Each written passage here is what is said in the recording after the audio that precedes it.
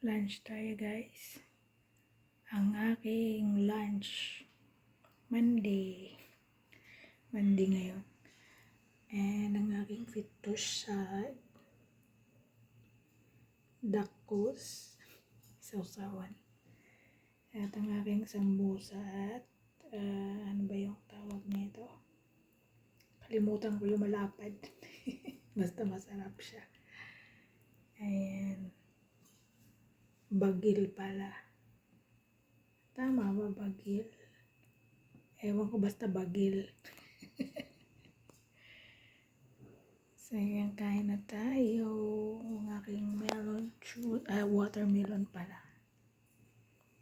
Kasi ito nandun sa kabila. So, kukuha ko na 1 minuto. Ayan, may supas pa pala ako. Mushroom.